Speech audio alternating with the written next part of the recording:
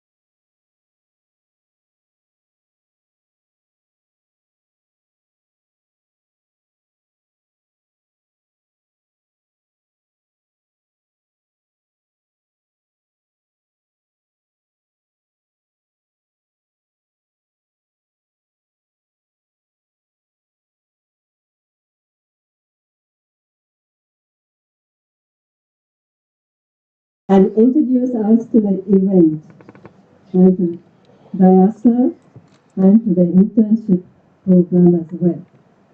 Dr. Dayanandan.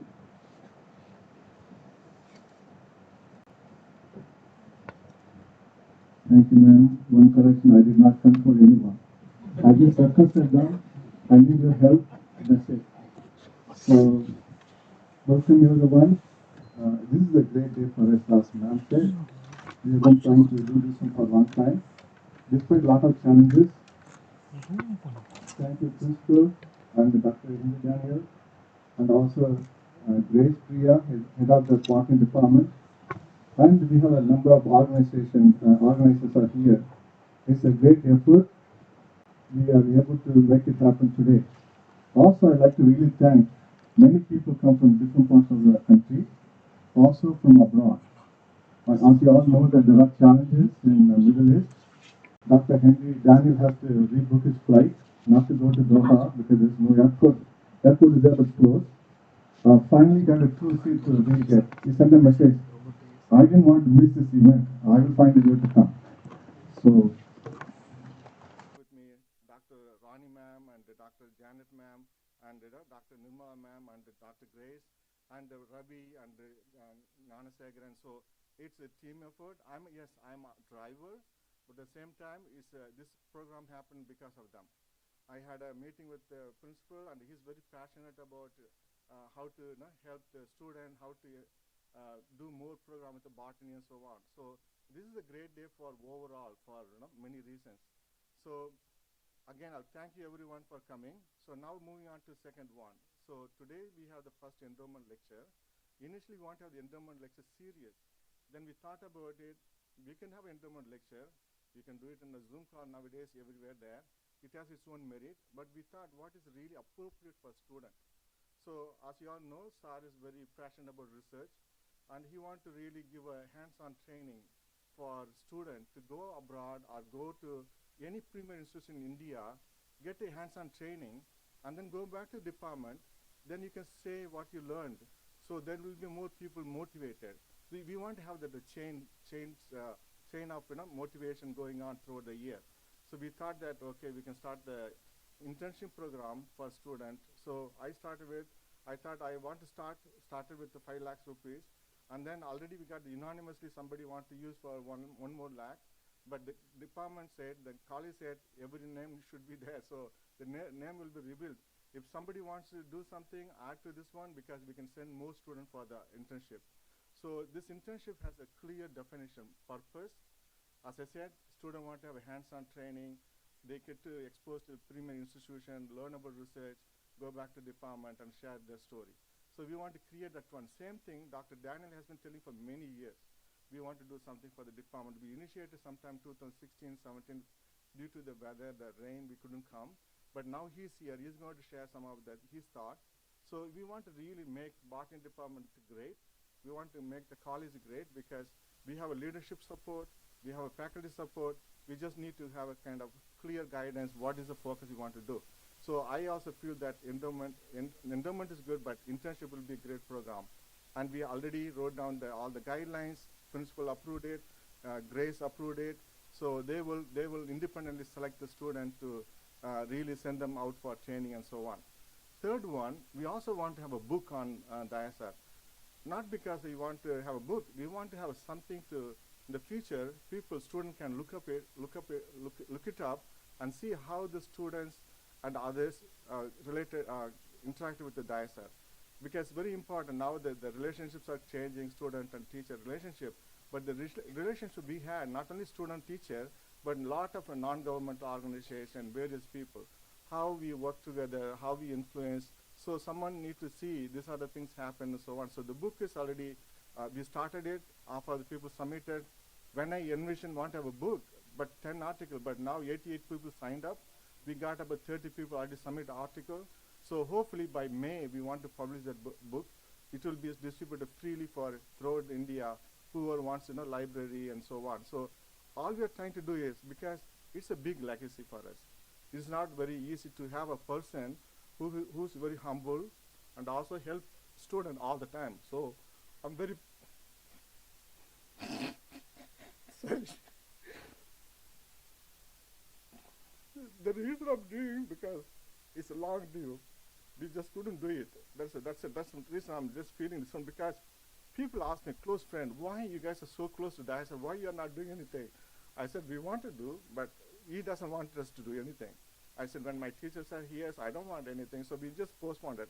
So now maybe some of you may be wondering why you are all doing now, because we thought he's 82 years old, and then he's very much actively helping other people. It's good to gather, be with him. That's the main purpose.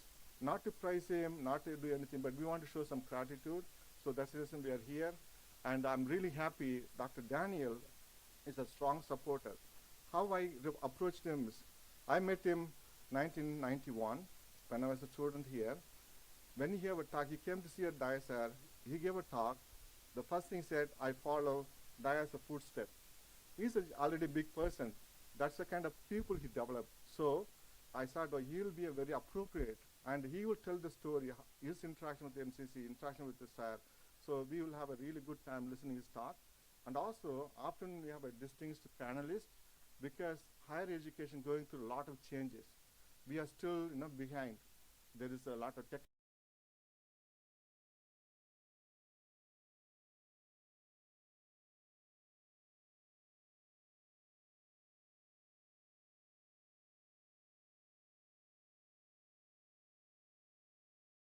Afternoon. So we will.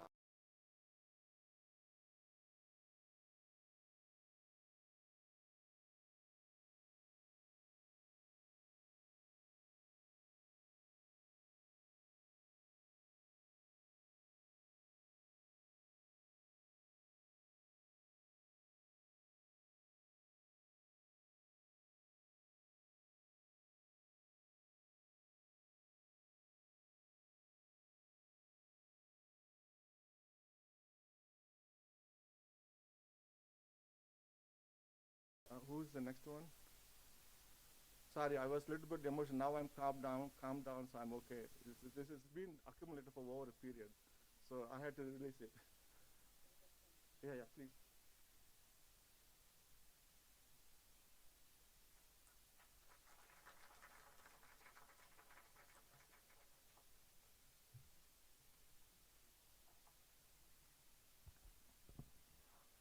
Thank you, Dr. Alagu, for that very, very emotional and the very warm welcome that you've given us. We are really glad to be here today. That was an introduction to the events today, the man of the day, and a peep into the internship program as well. Thanks once again, Dr. Aragal. We are highly honored by the presence today of Dr. Wilson, principal of this esteemed Madras Christian College, Tambram. In spite of his very busy schedule, he has taken time to be with us while we honor the doyen of this college, Dr. Dayanandan, for his long, fruitful years in this college as a student, as a member of staff, as a member of and a friend, as a mentor and a friend. I invite Dr. Wilson to say a few words on this very special day. And before that, I request Dr. Araganandan to kindly felicitate the principal.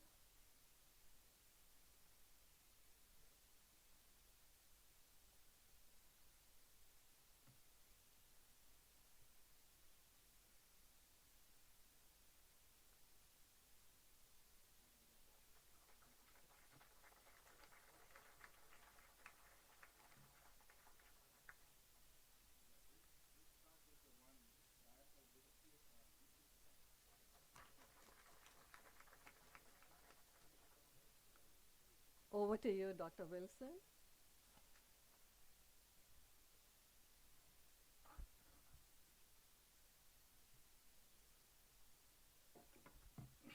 A very good morning to all of you, the dignitaries on the dais, Dr. Daya sir, and Dr. Michael.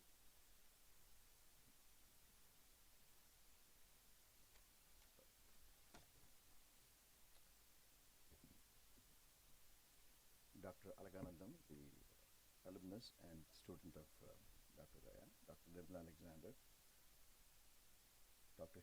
Daniell, who is the speaker for today, head of the department, Dr. Jansperia, and surprising to see our former principal, Dr. Alexander Chesdasan. Welcome, sir. Always you're welcome to Madras Christian College. And the students of Dr. Daya, sir, and faculty members and my dear students. I came here only to felicitate Dr. Daya, sir. You could have witnessed from Dr. Aranganathan. There are just three things that I want to mention and call it a day. You can serve as a leader with legitimacy. Maybe Dr. Daya sir as a supervisor of Dr. Alaganandan and other students, as I head of the department of Botany. That everyone gets. But what is left over as a remnant is in two dimensions. You can be a leader by position. You can still influence people. That's obligatory. So Daya sir would have definitely influenced people as head of the Department of Botany and as a supervisor. And he was holding a lot of other positions in SCM and other places. But there are two elements that are left over that makes indelible marks on your personality. One is the referent power, other one is the expert power. Let me try to deliberate on this. Referent power is serving as a role model and influencing people and molding character. The one you witnessed now from Dr. Alaganathan is that it is not that someone forced Dr. Alaganathan to come all the way from North Carolina and celebrate this. It was not someone forced him to wait for so many years to celebrate Dr. Daya.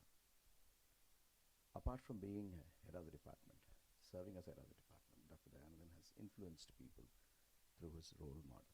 And that is why we are all here. Always I keep remembering this. After my retirement, what would be my identity? That is referent power. And the second is your expert power. Daya sir has served as a role model for research here on the campus. I have heard a lot about him. And I also used to discuss with him, apart from botany, my interest in missiology, my interest in church history, I used to discuss with him. So he has served as a role model. In addition to that, he has shown his skill to influence people. What is left over is only these two. So I'm very careful always to sparingly use my legitimacy. Always, I think this is a lesson that I've learned from looking at my seniors, like Dr. Dayanandan and others. That is why these students come forward and remember you emotionally. And through other means, they remember you and they somehow want to show their reverence for the influence that you have made, the investment that you have made on their lives. I thank Dr. Dayanandan sir for contributing to this community by influencing through your skill sets and by your role model. The second thing is institutional memory. In the Bible, God was very, very careful in instituting 7 feasts or 7 festivals. And he mentioned it very clearly that memory psychology is very poor for people. Once they get the benefits from the giver, the natural tendency is to forget. That is why he keeps telling, forget not all his benefits. So institutional memory is very, very important, where you rehearse memory, you rehearse gratitude intentionally. And that is why we have endowments here. I keep telling the departments, I keep insisting on reiterating this, that please create endowments in the department in the name of former HODs. And departments have started following this after a long time. It takes time. There's an induction period for the departments to recognize certain things. And I see a lot of endowments keep coming into the institution. It's a legacy of our college. We are trying to reiterate that. That's it. Institutional memory is very important. Now, the PG students from Botany department have witnessed Dr. Alakanandan. They're also witnessing the speaker today, the student of Dr. Dayanandan. They're also witnessing the other students of Dr. Dayanandan over here. It creates a civic responsibility among them. It creates a sense of belonging among them. It carries forward the legacy that our forefathers have already sown into this campus as a trait to be acquired by the students. Always I mention this, culture keeps evolving. Only value is invariable. Culture keeps evolving, whether you want or not. But it is always important that you need to have a moderator to the culture as an institutional memory that always moderates the evolution of the culture. Events like this carries a lot of messages to the future generation who are sitting over here, who are witnessing this event, looking at how our former teachers have lived and influenced the community. So institutional memory, the endowment reminds us of the institutional memory. In MCC, we have 2 events, Commemoration Day and Founders Day. These are the 2 events where we remember our forefathers who invested into this campus. It's a discipline that everyone has to understand. So I thank God for this wonderful event where the former students have come forward to remember the influence of Dr. Dayanandan and to create an endowment. And I also thank that they are interested in engaging with the department in building the academic excellence of the department with the changing times. Maybe in the afternoon during the panel discussion we can think about the emerging trends of higher education. We are on the crossroads. I don't want to take much of your time and articulate on that. Thank you so much, Dr. Dayanandan, for the influence that you have made. And thank you, Dr. Joyce, for inviting me, Dr. Alakanandan for inviting me. Thank you.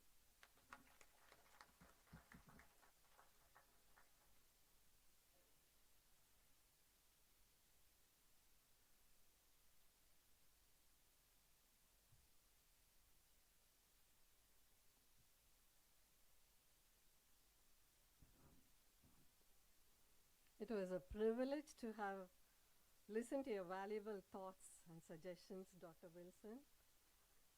You have spoken about the referral power, the role model that Dr. Dayanandan was, and the institutional memory. And you have also promoted the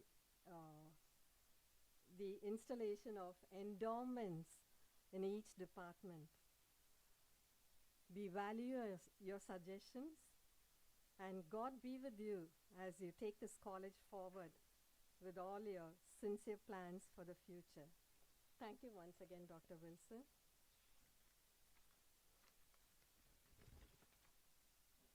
So, it's time to felicitate the man of the day, Dr. Dayanandan. But wait, let us first felicitate the woman behind the great man.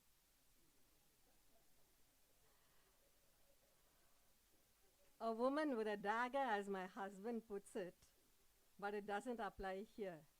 This is an exceptional case. Mrs. Ann Dayanandan, fondly called Auntie by many students here, deserves equal recognition. Both Dr. Daya and Ann are made of the same fabric, one complementing the other and at times supplementing too. She founded the MCC campus school in 1985 with only 11 students. And today the number is 1,000, and there is a great clamor to get a seat in the school. Her home is always open to students, and she has helped many students at the CSI UWATS College, Chengalpet, where I have, just before Chengalpet, where I have personally met her and seen her work, which was commendable. And her work with the Archives Department of the CSI Madras Diocese is commendable. So I request Dr. Janet Hannah Mercy, ex-Vice Principal of Women's Christian College, and Dr. Daya student 2, to felicitate Mrs. Ann Dayanandan.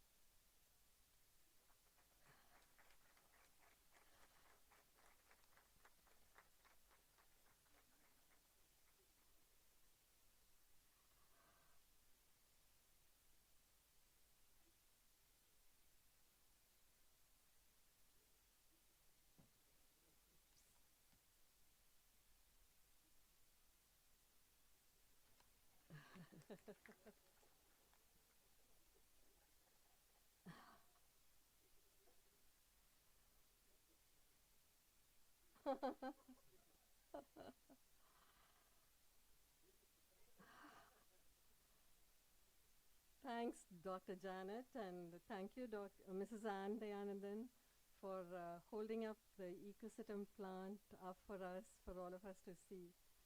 Thank you. May I now invite Dr. P. Dayanandan to say a few words.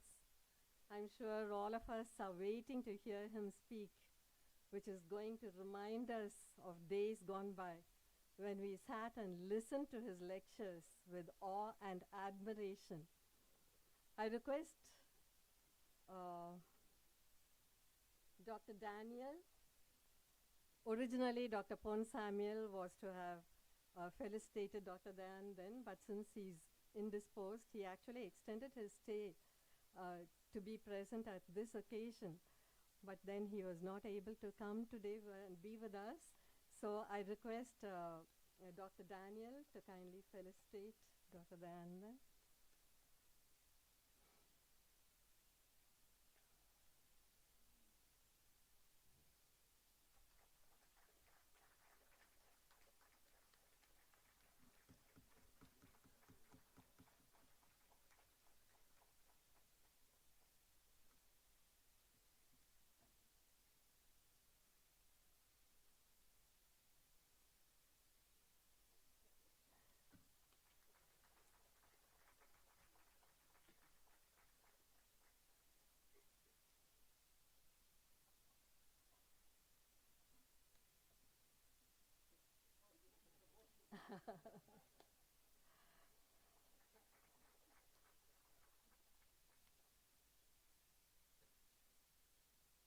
Thank you, Dr. Daniell. And now Dr. Dayanandan will give us his speech.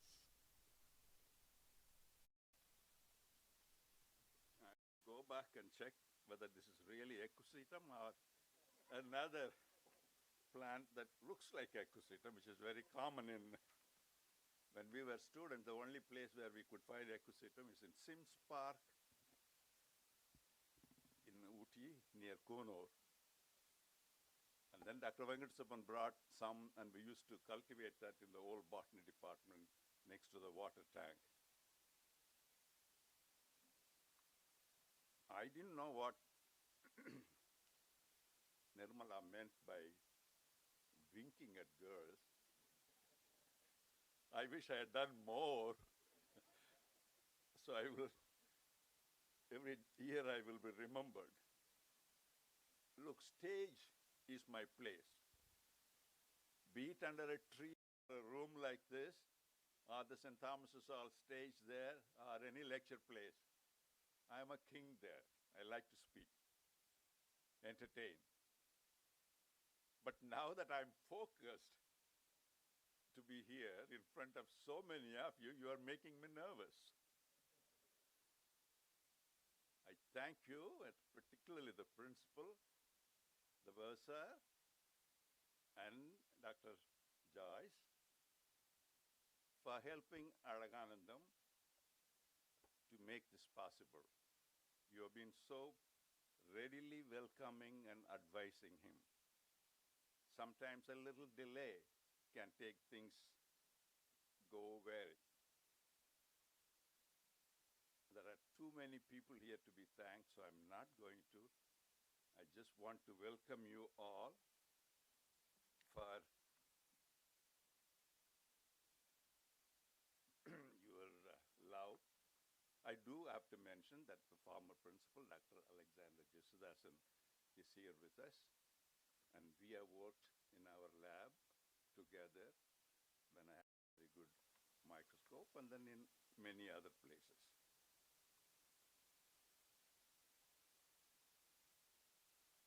I think I have some notes, and I might just as well read than explain. This endowment is not about me. This is about the student. I am passing by. We all pass by. But then life is for little ones born today and those who are now enjoying learning and going to work and appreciate the world that they live in. It is for them. I did many things in this college because they were mentors for me. It was Dr. Gifts Romani who take me to see the stars. You take me to see a place where iron was smelted 2,000 years ago. So if I read today about iron being smelted in Kiradi, I understand what's happening. So many things that I did other than botany gives me a perspective on the life that botany alone would not have given. While we are gathered, I recall that when I joined BSc in 1961, people teased me. போயும் இந்த சப்ஜெக்டே எடுத்து இதுவா ஒரு science ஒண்ணுமே கிடைக்காதவங்க தான் கடைசியா botany எடுப்பாங்க. But you are all proving that wrong. Dr. Daniell is proving it wrong. Everyone who has accomplished here is proving it wrong. But please don't mistake. It's not that you have to be a scientist after botany in order to prove that the subject is so great. You can be doing anything, not just botany. Every subject in this college or any other college is equally important, equally enlightening. It's a question of the platform on which you stand and view the world. And what the college does is to help us shape and give us this platform. And therefore, I'm so happy that Aragu, I call him Aragu, I can't believe it. There was a time when I say, Aragu, please do this, please don't do this. He will listen. That's not the same Aragu today. He will have in his mind what I may say, he may listen, and then go ahead and do exactly what he wants to do. It's true, when I was 65 and then 70, people wanted to do some things. I heard about it in time and I said, no, please, that's not necessary. I'm not so important. But this time I couldn't escape because they have already done many things by the time I came to hear about it. There's no escape from that. So what he had done today is a great model. It's not just gold medal. It's not that inviting once a year somebody to come and give a lecture. It's difficult to find a person to come. And the person may speak well or not. The student may be interested, maybe not. Besides, everything that the speaker speaks, in 10 minutes the student can access now on his cell phone or her cell phone. I've been looking at recently, putting many questions.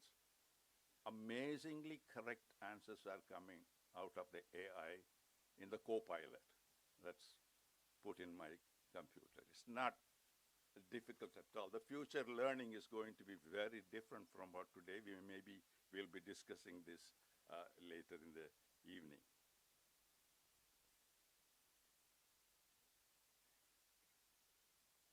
I'm not surprised that Aragu made this endowment. He knows the value of education. From a village in Vidur, near Viluppuram, there fortunately I've been there, he was able to get a school education, and from there he moved to the Viluppuram Arts College, undergraduate in Botany in Tamil medium, just like me. When I joined here pre-university, I couldn't speak a single sentence. He studied in Viluppuram College. He goes back there. He holds his professors in high esteem. He conducted a workshop there. So the students there would know what's happening in science today, just as you are hearing today, because there were 4 experts speaking there. He went there the next day, invited all the professors, and he had made donations to the school. He had been helping Anne to help educate women. He said, nothing like learning, sir. Nothing like helping a person get a degree, a study, especially if you are a first generation, especially if you are a woman. So this is how he has been, so I'm not surprised. And there was a post-polio girl who was studying in Ewart College. He got her a wheelchair so she will be comfortable. I had a microscope fitted there, but we couldn't project. He said, computer and a screen, I will get, sir, for that college. It's there. So I'm not surprised, but I am surprised that he will do it for me, which I did not want him to do. Giving is good. I hope you all will give. The more you give, the more happiness you will feel. When we started this Goodert school out of the campus school, we didn't have any money. Dr. Dayanandan Rao, I remember telling me, come Daya, money will come. There are good people, there are good hearts. You will hear this everywhere. And I hope you will give wherever it is in your school or in your community. When I joined Botany, when people said that this is the least desired of sciences, I was not really disturbed. There was no alternate for me, for one thing. When you learn, or if I can be young again, I would join the history department. Because there is so much history that I'm trying to learn and see. I wish I had joined in a college and learned properly. I would join the archaeology department because I can read the Brahmi inscription. I can understand the Pallava sculptures and what's written below. But then had I studied this properly, my understanding would be far greater. And I wish, therefore, through a scholarship like the fellowship that has been endowed, our botany students, I think specifically he told me that this is meant for second year BSc student. So they have seen 1 year of the college, they will see another year coming. But during the second year, during the summer month or so, he or she can go do an internship. And it's also meant for a first year MSc student. So in a year, both can go, maybe more can go depending upon the interests that come. Where can they go? Well, go to Madras University if you like. Go to Birbal Sagne Institute where the fossils are studied, whose knowledge we are now losing within the department because after Jai Singh left, our knowledge of fossil botany is little less. Go to CCMB in Hyderabad, work with Tangaraj there, and learn how the human DNA is analyzed to find out our roots. How I know, for example, that my mother was someplace in Saudi Arabia or Africa 50,000 years ago, and before they came and settled down in India about 60,000 years ago.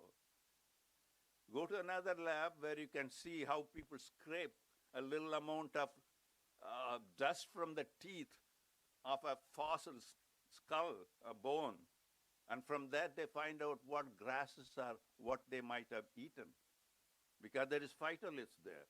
And Krishnan knows they studied the phytoliths of Indian grasses. I'm hoping that someday maybe Christian students or somebody from this department will go ask for a little sample from the archaeology department from Kiradi or in Adichanallur, look under the microscope and see, looking at the phytoliths, which are silica bodies, can tell that 5,000 years ago what kind of a grasses could have been growing there. That's botany, that's archaeology, that's knowledge that the rest of the world can appreciate. This is what an internship does. There are many, many more things that you can do.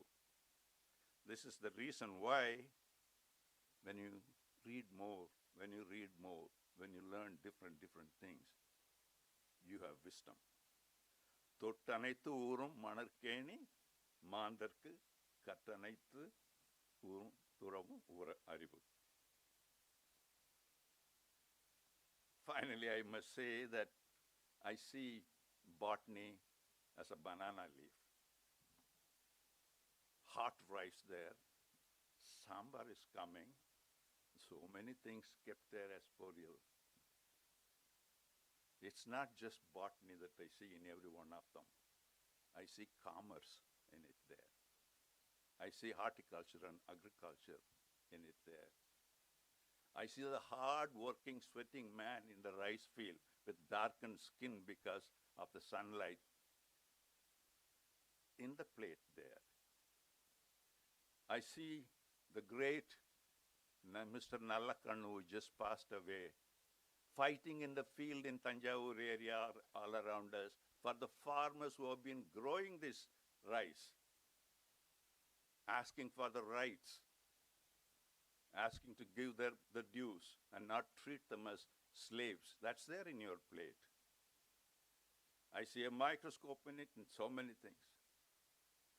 So this is how botany is there. And then when Dr. Henry Daniell looks at the leaf there, the beautiful green color that is pleasing to the eyes, he sees beyond that.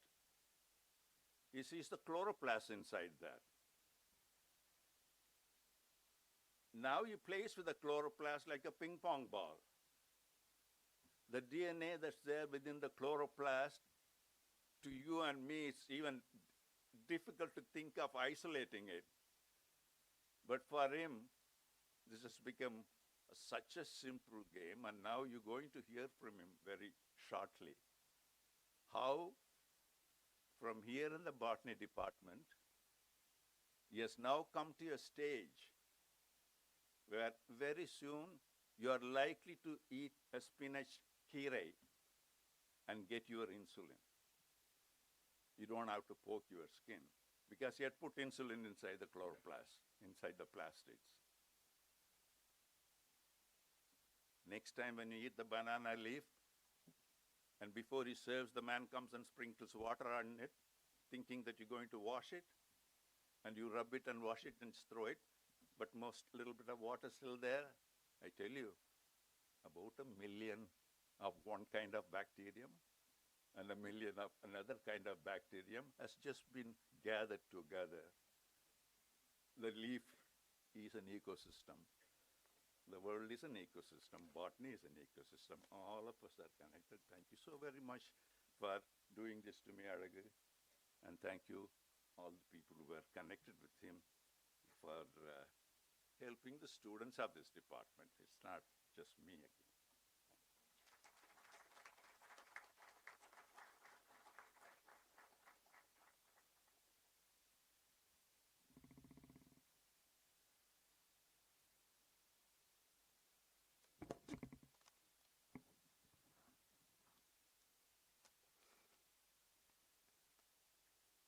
Dear Dr. Dayanandan, sir, we relived the past. We were made aware of the present, and you dragged us into the future too, just like you to do all that. And I would like to say that you're quite young at heart, and you can still become a student of history if you'd like it. You'll still be able to do it. So thank you very much for these very meaningful observations. We shall now move on to the special lecture charted out for today on advances in genetic engineering and plant biotechnology, which will be delivered by Dr. Henry Daniell, W.D. Miller Professor and Vice Chair, School of Dental Medicine, University of Pennsylvania, USA. Dr. Daniell is Dr. Dayanandan's very own student, and he's my mighty senior too by a year. He is inspired a lot by his education at MCC, and we shall hear more about him as Dr. Araganandan introduces him. So I request Dr. Araganandan to kindly introduce Dr. Daniell.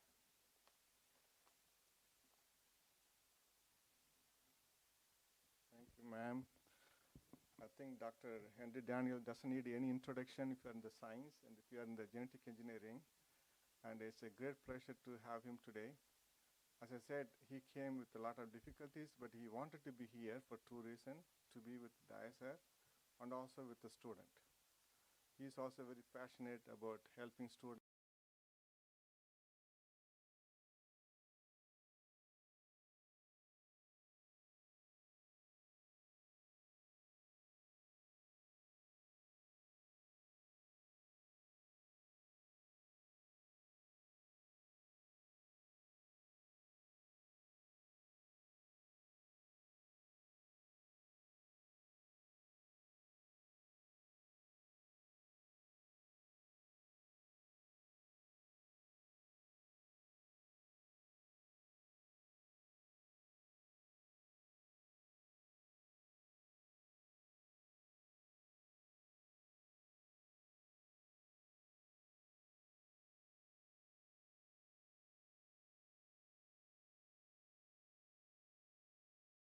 Transformation. He has done a wonderful thing, and he puts research into extremely high level. He is very talented, and not only doing research and also publishing all his papers on very high impact journals, Science and Nature Biotech and so on. I want to say only two, three things. He is one of the recipient of the Italian Academy of Sciences, which is more than 200 years old. Only two people from India got it. One is Dr. Swaminathan, second one is one in the last 200 years. And I think one of the first person got is a US president. And it's a great honor. And this is just one. Like that, he got a lot of awards from Gates Foundation and various places. Importantly, he's also extremely good in disseminating information. He was the editor for Plant Biotechnology Journal. When he started as a founder, it was nothing, no impact score, but it's one of the top most plant biotechnology journals now. So he's extremely good at it, promoting science. disseminating science and helping students, so on. So I don't want to take much of his time. I would like to invite Dr. Daniell to give his presentation. You will enjoy it. He's also another orator like Daya sir. Every time I go to meeting, I'll be sitting in the front row to listen to this talk. So hopefully you all have a great time to listen. And did we do the honor? Yeah, okay. Yeah, okay, great. Can you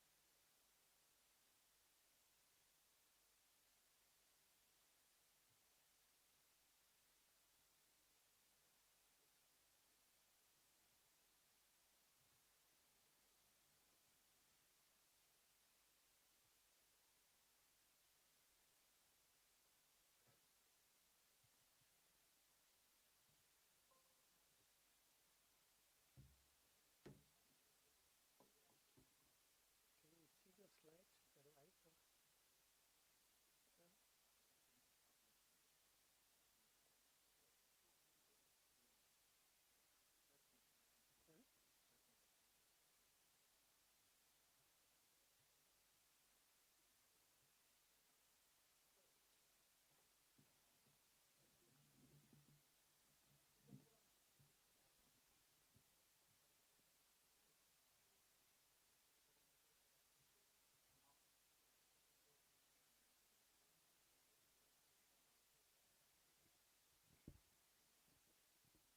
Your career, but I want to start with what inspired me, and this is what Daya sir published when he was a student, but he reminded me that he was a demonstrator at that time.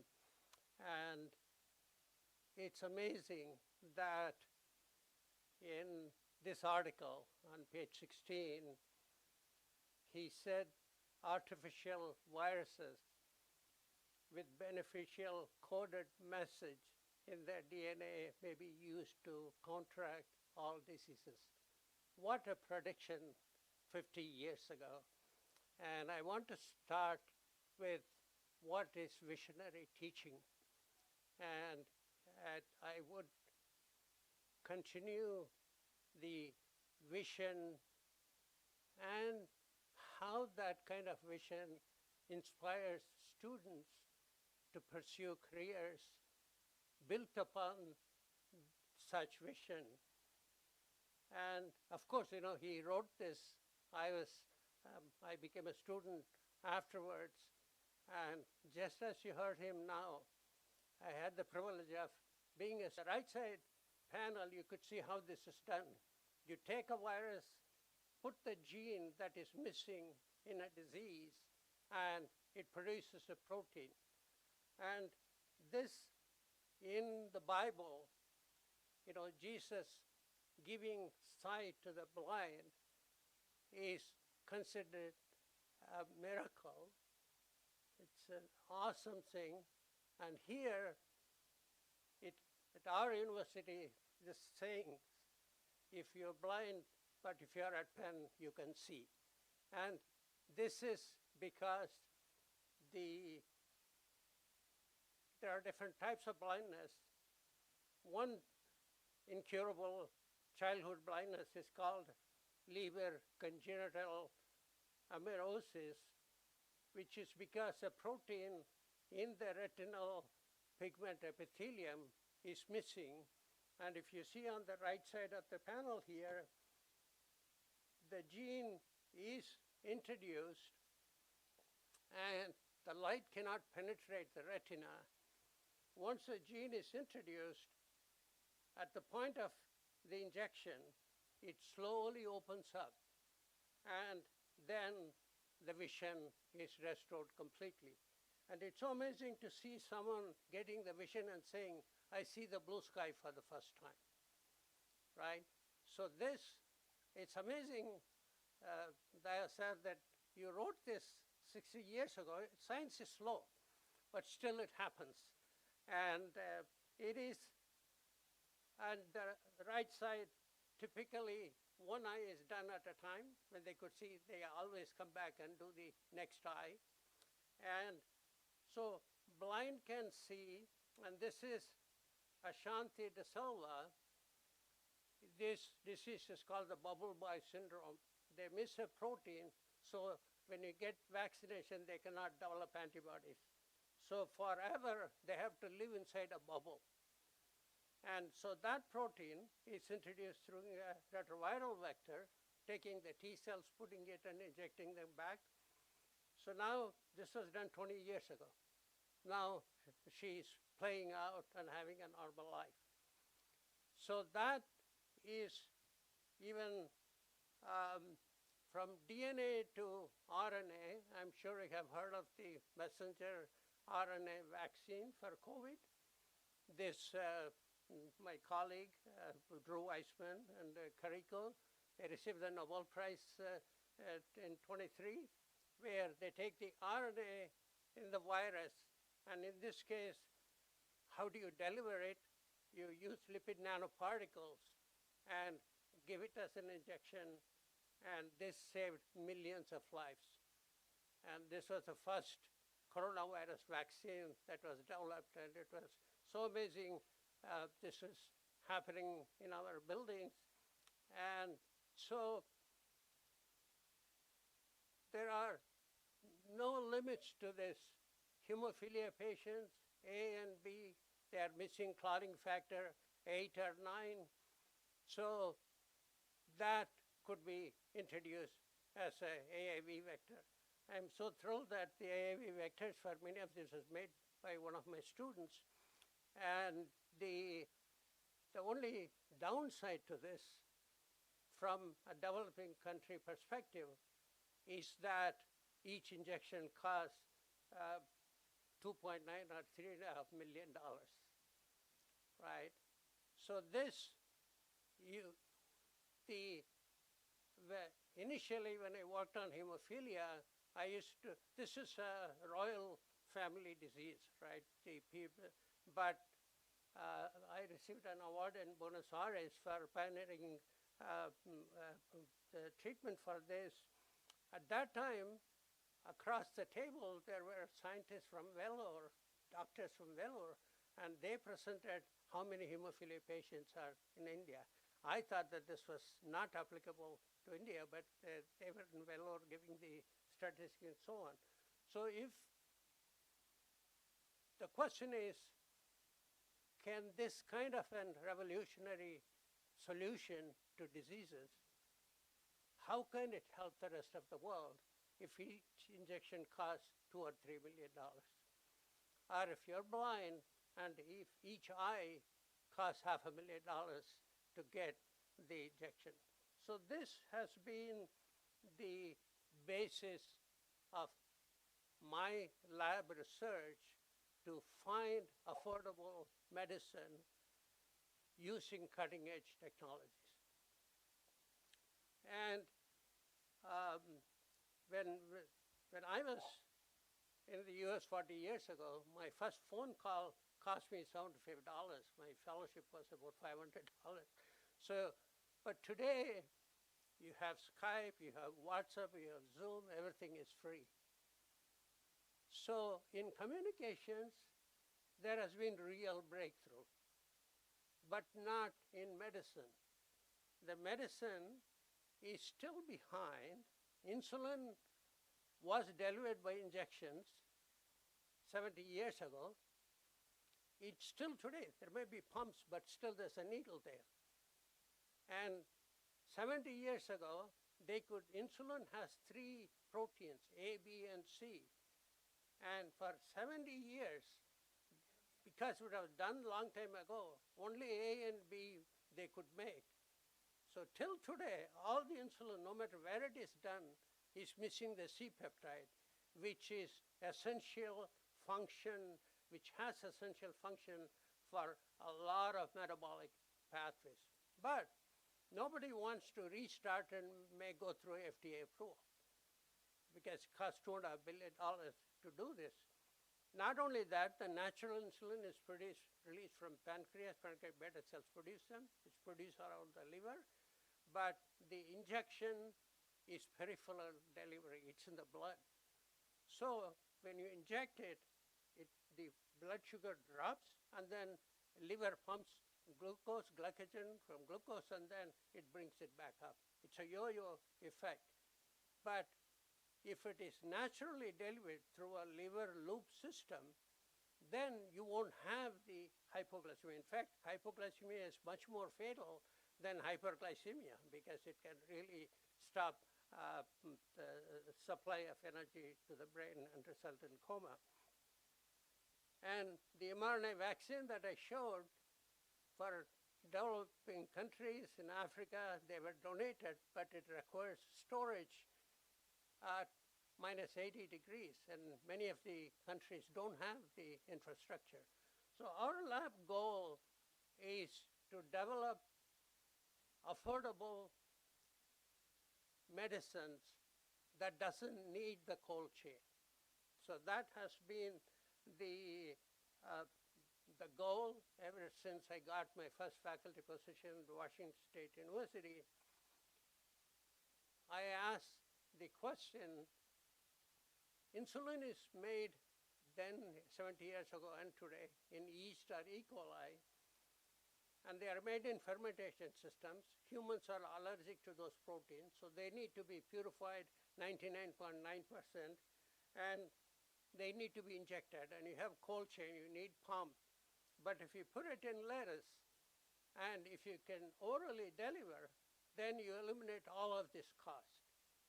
So plant-based delivery of biologics has been approved, and it costs only 3% of the injectable drugs. So this is where, thanks for that, I mentioning about insulin. I'm going to show how that is done, and then after this I'm going to Patanjali in Haridwar, where we are trying to do this clinical trial as a herbal medicine so that it could reduce the cost of the $2.5 billion clinical trial so that this could be available in India in the near future. And so that's the contrast, the traditional system, status quo, versus the new system, but it's all botany and chloroplast. But this requires botany, immunology, human physiology. So my goal today is just as I was talking about history and different disciplines, what the focus of my presentation today is, the focus is for the future students, future generation, and how what you learn now can expand your career. And so as I go along, I will show you students who contributed and where they are now. They are from Google to White House and everywhere else because they start with botany, but many of them are professors of medicine and immunology and bioinformatics because they sequence the chloroplast genome. And at a certain level, all techniques are the same, but your knowledge expands. So the focus would be multidisciplinary approach. I still work with chloroplasts, I still work with plants, but I've been teaching and doing research in medical school. I never let the foundation, but I'm using it as a system to deliver drugs for different infectious diseases. So the delivery method, instead of injections, in dental medicine, if you want to have growth hormones to regenerate bone, it's done surgically. You implant it surgically. But it could be done using a chewing gum. You just put the drug, you chew it, and then it's locally delivered. So I'm going to show you how, when it's made in plant cells, it could be delivered using the chewing gum or systemically using the capsule. It all starts with DNA, just as Dayanandan mentioned in his article. So you could use the plant system, the chloroplast. The reason why I chose chloroplast is because a plant cell nucleus has, for a gene, there are 2 alleles, but in the chloroplast, there are 100 chloroplasts in each cell and 100 genomes in each chloroplast. There are 10,000 copies. So there are 10,000 copies of insulin in each plant cell. And so we can make insulin 3/4 of the weight of the total protein in the lettuce leaf. So high level of expression is necessary so that you can give very small capsules. And to do that, then we need to figure out how to introduce a gene into the chloroplast genome. And typically we make a cassette, but when we started off, we didn't even have enough genome information. So my lab and the students there in the lab sequenced these chloroplast genomes.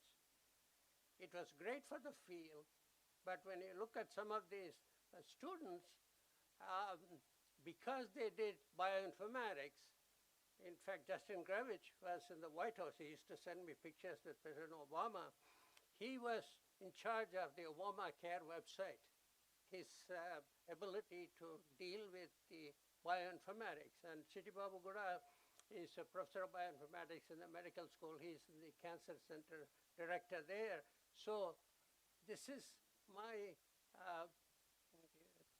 focus, that when you learn something to sequence and analyze the sequence, then your job opportunities are unlimited.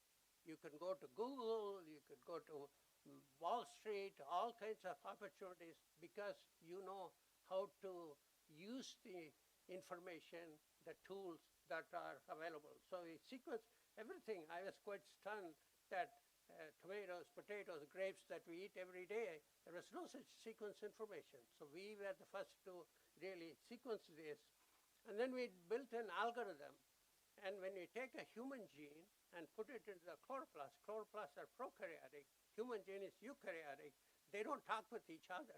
So we built an algorithm and we put the human gene into the algorithm. It will convert it into the chloroplast, because we fed 130 chloroplast genomes and figured out which is a rare codon, which is a frequently used codon, what hierarchy is used.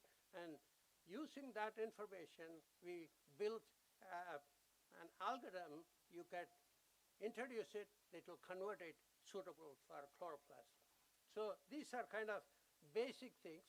Again, it trains the students to work not only with human genomes. We introduce bacterial genes, fungal genes, yeast, animal sources, and put all of them in the chloroplast. So it gives the breadth of training and knowledge and deal with different diseases. How do we introduce this? We put this plasmid chloroplast vector on gold particles, and then we shoot them in. In fact, when I was at Harvard, we used to use actual 22 caliber bullet, but then it became a safety hazard because we will have a Bunsen burner sitting next to it. And so this was converted into helium with the 1300 psi. Imagine the pressure. Your car tire is 32 psi, and so you need, plant cell is so tough. So you really have to penetrate that. And these, the discs are like frisbees, except that the edges are like razor blades. So you just throw thousands of them, and then they go in, and then they release the DNA, and then the DNA gets integrated. And this is the system to transform a chloroplast of lettuce was done by Sam, Dr. Samson Alapalli. Sam is from, the classmates are here. And so Sam was great. And this is how Sam is now in Syngenta. He's the top position there for many years. and all those was also there as well. The you need to, we developed a number of different systems. Initially, we worked with tobacco because there's a lot of Philip Morris money available for genome information, but FDA wouldn't touch it. So we have to use a system that is edible. And then we have, each cell life is controlled by adding hormones, shoot-inducing hormones, root-inducing hormones, and then we get the plant, and then we collect the seeds, give it to a commercial facility to produce the hydroponically, and then we do the freeze drying. And the freeze drying, FDA has a lot of regulations, how much moisture content is permitted, and then there are machines to make capsules and the chewing gum. These are done, this is one of the commercial facilities of lettuce where we give them and they produces, and then the right one is our lab greenhouse, which is featured in Nature. And so this is all commercially done. You could see the everything is automated. We give the seeds, they grow the plants, and it is robotic blades that you can see that the tray is going to be flipped, and it is harvested simply because you minimize human contact and you minimize the contamination. And so this is the commercial facility where the biomass is harvested, leaf biomass, and that is the drug product.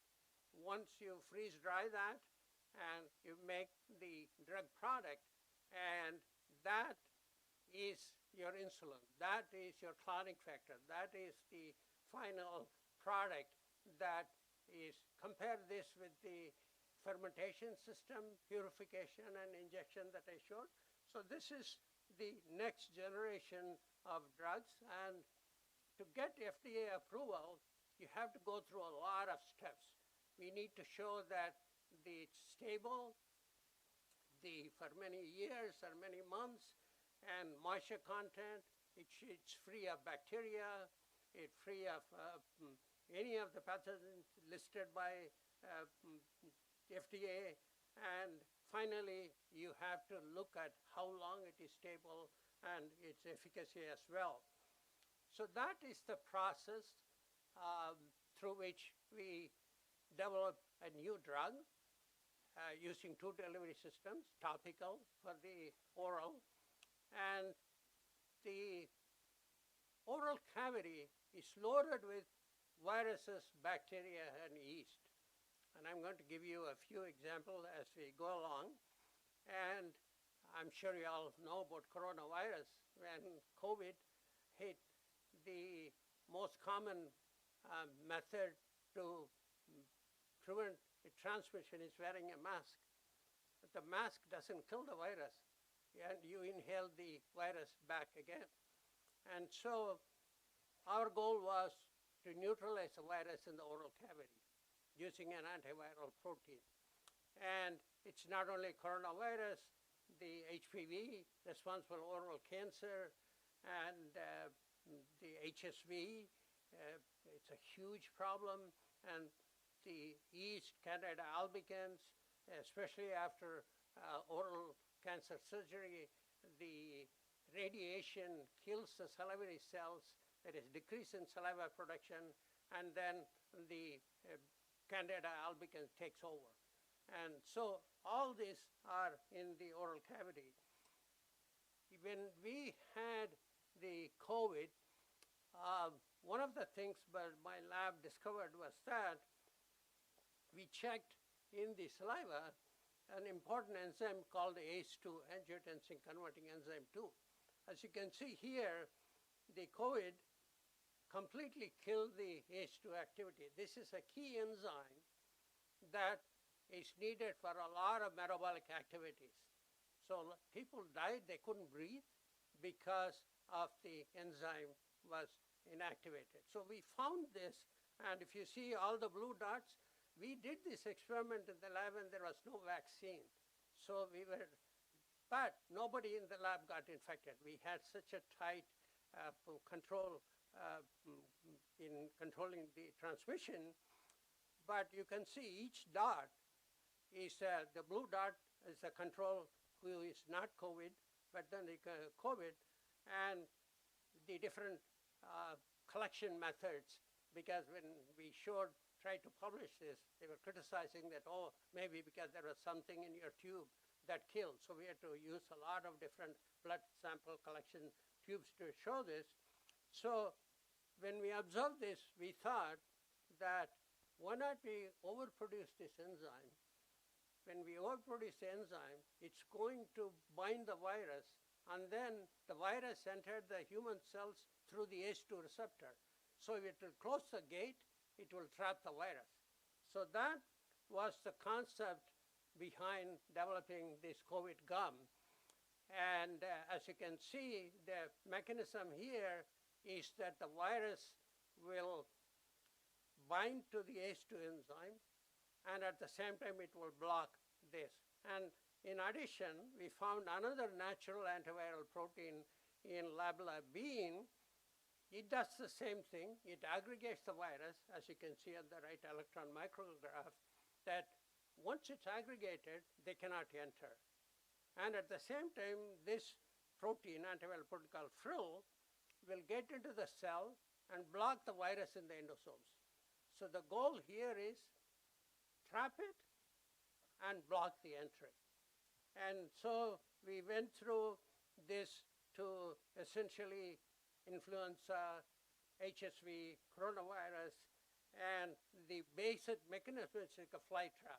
You just trap the virus, and to measure this, there was another technology developed at Penn where you take the saliva, that's where the virus is, and you add the antibody, surface antigen antibody, you add hydrogen peroxide, the antigen-antibody complex releases oxygen and forms a bubble. So each bubble is a coronavirus. So if you take a COVID patient, if you look at the control, all the bubbles that you see is from patient saliva. And when you add this ACE2 gum, greater than 95% is trapped. So it gives the patient time to develop immunity even when there is no vaccine. And so this was pretty surprising for us. And so this is a close-up picture, the COVID gum with and without it.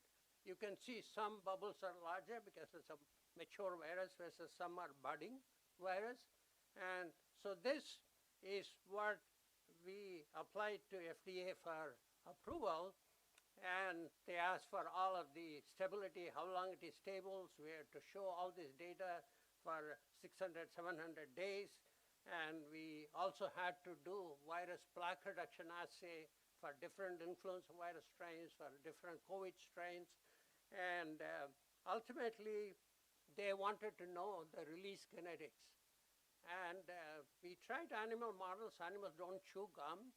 So but we have, the pet companies have this chewing machine for canine model. So we did this and got the release kinetics data to show how long they should chew. And so typically in the clinic, then we do about 20 minutes of chewing, and they swallow, and when they swallow it, the virus lands in the throat, it kills the virus, and it traps the virus in the saliva. So that is the regulatory approval process. And as you can see, when we publish, there's a lot of authors because we need so many doctors in the emergency room to collect these samples. And so many of them are doctors who collected the samples, and many of them are students. There are some even undergraduate students here. And ultimately, we do all the FDA characterization. And finally, you see this simple email which says that we will issue a study, you may proceed with no hold. And this was like a dream. It came on a Friday evening, and it said, yeah, you could give the. So, believe it or not, at Penn, this is the first product approved by FDA made in a university lab. So otherwise, they give it to the company and they make all the profit. In this case, I wanted to control the cost. And so in my lab, then every student is certified by FDA. Every pipette is calibrated. Every equipment is calibrated every month. It's a very tight control, and each experiment needs to be repeated by 3 people. I need to certify. But this is a very good training. They all get good jobs in pharmaceutical companies, and so it works. But this is the first time a product is approved, a biologic product, which does not need purification. Otherwise, it needs to be purified. So it is cheap because it's just dried plant cells. And this is the first product that doesn't involve cold chain. So these chewing gum are stable for 2 to 3 years. So they could be shipped by mail, they could be shipped to Africa, they could be shipped anywhere, and therefore no cold chain, no purification. And so this is one of the significant achievements to move this forward. So this is the FDA approval articles, and many of these are open access journals that you can see. So the way the clinical trial is done is give the patient the gum. These are outpatient trials. They come to the hospital, and then they chew the gum 3 times, and then we collect saliva before and after chewing, and then we take the swab in the nasal swab as a negative control because the chewing gum will not control that. But the problem with the outpatient trial was that the patients have different viral loads. If they have very low viral load, we cannot measure whether the gum is functional or not. So now we are working with the London hospital where they take young volunteers, spray the virus in the nose. This is called human challenge experiment, and keep them under surveillance. Every drug is available, and then give them the chewing gum and before and after. But the cost is, it's $100,000 per patient. And this is done for 4 days. And this is this trial going to be completed this summer. And so this is, if this is done, we now can have chewing gum for any virus, because we have developed for corona, influenza, HPV, for oral cancer, HSV, for herpes. So this would be the next phase where virus is controlled, because many of you may know that when you have the immunization, you still get infected because the vaccines do not prevent infection and transmission. So the reason why FDA sent me that email, the university declined to file it using the rapid approval process because they thought that this is such a long shot technology that they said, in baseball language, they said this is out of the left field. And so they wouldn't. But then they were so stunned that FDA responded within 7 days, and they gave us a list of questions and asked us to respond within 72 hours. The whole thing was approved within 2.5 weeks. So this is a new record for getting the FDA approval, because there is nothing to control the transmission of the oral viruses. So this is now, we are doing it for bird flu, and we are mixing the antiviral protein in the feed, and then we have done the challenge, and then we are now, actually, White House announced a $100 million challenge grant to find a solution for bird flu, and they were pretty heavily competed, and I was awarded that grant last month. So we are controlling the bird flu as well, but this time, of course, it's not chewing gum, it is the bird feed formulation where we developed this. So it's not only virus, the oral cancer is caused by human papillomavirus, but also bacteria, Fusobacterium nucleatum, Phosphomonas gingivalis, and they all know how to enter the human cells. And what we have done is use this antiviral, but we also develop an antimicrobial peptide. If you can see on the left panel, this antimicrobial peptide will poke a hole. So not like antibiotics, they develop resistance. Here they will not live, and therefore we have a combination of antibacterial and antiviral. And this paper was just in press. I think it came out yesterday, a day before yesterday. So again, all these are clinical trials. All these patients, oral cancer patient samples, were received from across the country. And this is an ex vivo trial where we have an anti-cancer gum as well. And again, each dart is a patient. And once we add the gum, it's completely neutralized. And we could also, when patients get radiation, the Candida albicans overpowers them. This antimicrobial peptide didn't work for the yeast. So we have to really develop, we learned the cell wall structure, mannan, glucan, and chitin. We developed mannanase, glucanase, and chitinase, and then we used the enzyme gum, and we were able to kill the Candida albicans as well. These are all the patient sample clinical trials. We could also, I'm sure you've been to dentist's office where they scrape your plaque, and not a pleasant experience, but we have enzymes to break down the plaque and kill the bacteria that's hiding inside the plaque. So the plaque is red, the long filaments is Candida albicans, the green are bacteria, and you can see below the enzyme gum, it eliminates the plaque and so on. So this is a biological control for the dental plaque as well. So those are examples of the topical drug delivery. But I started off, as I started with the insulin, and so we need to deliver drugs to the systemic circulation. And this is done by not chewing gum, but by using plant powder put in a capsule. And we don't have to do encapsulation because the plant cell wall has, as I showed in the previous slide, like the fungal, they have the beta linkages. Human enzymes produce alpha linkages, alpha malase. So it doesn't.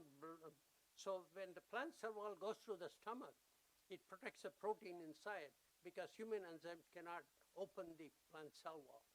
But then when the plant cell wall moves to the gut, bacteria living there release enzyme to break down the beta linkages. So if you see here on the right side, PC is a plant cell, which is green in color because it's a green fluorescent protein. The bacteria breaks it open, and then the epithelial cell, the protein is in the epithelial cell. Very simple delivery method. Naturally present plant cell wall protects it in acids and enzymes, but in the gut, the bacteria break it down and it is absorbed. And so we developed this concept almost 15 years ago, and since then we have delivered a number of different therapeutic proteins, and diabetes is one of the greatest need in the world. You may think that in the US, the insulin is affordable. A lot of people in the US cannot afford insulin, and they are rationing the insulin. And unfortunately, India has become the diabetes capital of the world. And so the simplest thing is to have this insulin delivered through capsules, because these capsules are stable for many years. They can go to remote villages, anywhere in Africa, anywhere in here, and they don't need cold refrigeration.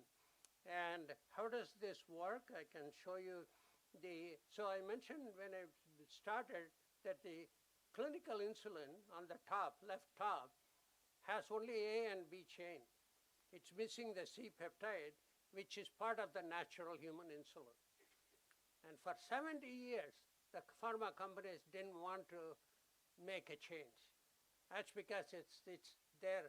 In fact, I work with Novo Nordisk.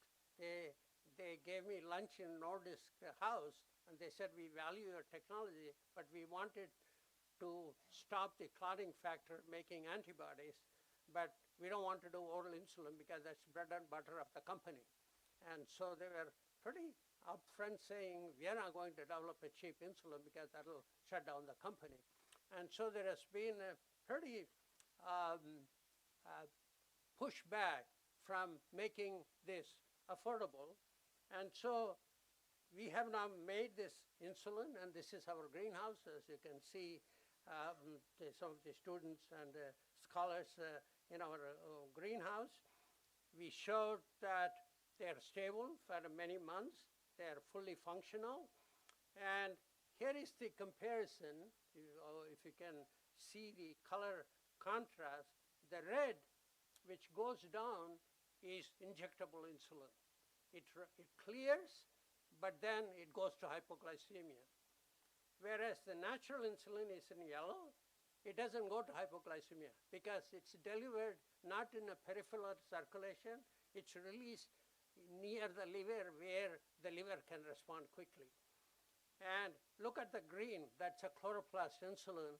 It behaves just like natural insulin because chloroplast insulin has C-peptide, all three, natural insulin has all three. So both reasons, delivery method as well as the nature of the insulin. So now we are trying to do this as a herbal medicine so that it reduces the cost. And I showed you ACE2 enzyme that was affected by coronavirus. So we have been working for this for a while to control the hypertension. If you see the left side, the right ventricle is large. Its pumping capacity is less than 30%. That's why a lot of COVID people died because they couldn't breathe. On the right side, we gave this oral ACE2, and you could see the pumping capacity back up to 95, 98%. So this is oral delivery of a very important enzyme to treat hypertension. And so to conclude the compare and contrast, drugs made in plant cells could cost 10 to 50 times because the drug that is already approved by FDA costs 3% of the injectable drug. More importantly, for over 100 years, all enzymes are produced in fermentation systems, and they produce 100 kilogram of carbon dioxide per kilogram of drug or protein, whereas when you produce in plants, it captures 800 kilograms of carbon dioxide. So one is global warming technology, the other one is carbon capturing technology. So this is also environmentally pretty friendly. Of course, none of this could be done without funding. I have received over $100 million in funding. This is some of the examples. As you can see, Shire, Takeda, Novo Nordisk, Johnson & Johnson, all these guys appreciate the technology, but they want to use it for their products to protect but then NIH and even Pennsylvania Governor's Office, I didn't include the bird flu that was just received recently. And none of this wouldn't be possible without all the contribution from students. As you can see, a lot of students from India are here, and I think you can see Sam is here, Pon is here, and so that's Pon, that's Sam. So you can see the opportunity that is provided the students, and they're all quite successful. Many of them are in the US. Some of them have come back to India, and Sashi Kumar is in Institute of ICGB in New Delhi, and many of my students are deans or professors in China and all over Europe. And so this, the one thing that I want to point out is that they're not really working in botany department. but they're in all over the field. So what we teach, what they learn is how to develop their career. Not what career, how to build their career. So one thing that's common is the multidisciplinary training. They learn from plants to bacteria, yeast, human, birds, all these other diversity. So the future is for those who learn broad language of science. The breadth is more important than the conceptual understanding. So you can switch based on many are concerned about AI, how it's going to impact job opportunities. The reality is AI can give a lot of ideas about a new project, but it needs to be executed. So ultimately, scientists, the opportunities in science will always be there because AI can't do the experiment. They can propose ideas, but execution is in the hands of scientists. I'm delighted to have a lot of dignitaries from all over the world. This is Dr. Abdul Kalam. He has visited my lab. Like Daya said, Abdul Kalam is another great teacher. He has a lot of influence, a lot of students and careers, and he has visited my lab several times. And so I have a long list to thank, but also another thing is that this chewing gum, has the publication has received 2 million tweets, and so nowadays people read science and social media rather than through science. So it's important to communicate to the public because the investor who is paying $100,000 per patient is an investor. It's not a scientist. So to attract them, communicate through the public is important. So with that, I will conclude and be happy to answer any questions, not necessarily science, but also the opportunities. So one important thing before I conclude, I want to say is that if you are inspired by what you have seen, our lab door is always open. Every time I receive a student from SRM, I'm thinking, where are students from MCC? And so for us, our grants pay for training you. So we're not asking you to come pay lab fee or anything. So we support you.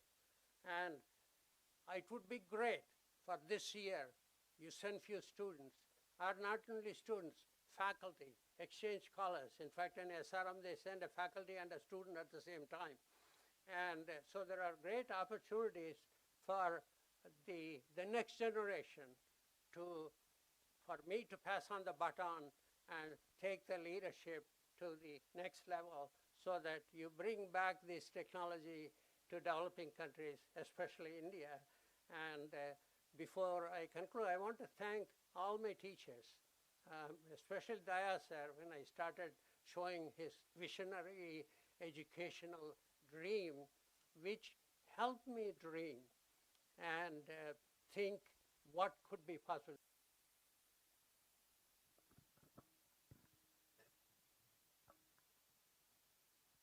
You are using the biotechnology to genetically modify human genes or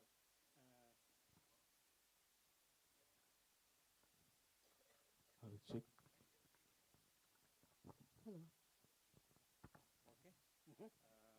So you are genetically modifying the human genes or for a solution of human problem. Okay. So how does it affect the genes pattern in future? Because we have a naturally inherited certain gene structure or gene quality. Because we want to solve I don't think it's inherited. The disease is not inherited, all the diseases. Some we traditionally faced with some of the common diseases, but the diseases now more complicated. So that's why you are trying to solve this problem through various high-tech scientific knowledge. That's one thing. And then second, you are funded by the industry. Generally, they prefer a solution. So, yeah. Generally, they expect you to provide results beneficial to them so that they can multiply the income.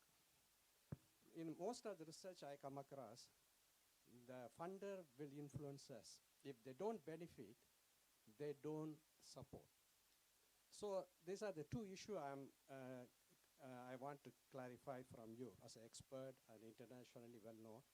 That one is funders expecting results benefits them. Second, modifying the human genes or any other genes by artificial means, how does affect the future? Okay, thank you. Two great questions. The first question is, if you modify the gene, what happens to the next generation? So, US and all over the world, they have exclusively prohibited the gene passed on through the egg cells through the next generation. So all these changes are called somatic changes. So if the person gets a vision, that protein is made, and that doesn't block that person's genome, okay? This is really a very rigorous limit on genetic engineering. The reason that was done was because as soon as gene therapy was feasible, people were wanting to change eye color, hair color, and all those things. So this is restricted only to diseases where no cure is available. So there's a very rigorous, in fact, there is one scientist in China who did that and created but then he's in jail now. So even China, where things are not as rigorously enforced in other places, even there they followed the international moratorium that any gene engineer should not be passed on to the next generation. So this is a disease treatment and not change the genome, okay? The question about industry, I agree with you. That's why Novo Nordisk has funded hemophilia project, because when they inject the blood clotting factor, they produce antibodies. So they wanted my technology to deliver a clotting factor to suppress the antibody. So they used our technology, but they would not make oral insulin. And they were pretty straight. They said that, look, this is bread and butter of the company. We have sold this for so many $1 billion every year.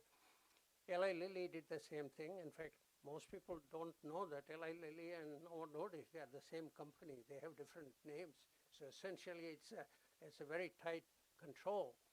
And so I'm funded by Gates Foundation, okay, for a lot of work. And Gates Foundation is, there's no rights that. So I have received American Diabetes Association funding, American Heart Association funding.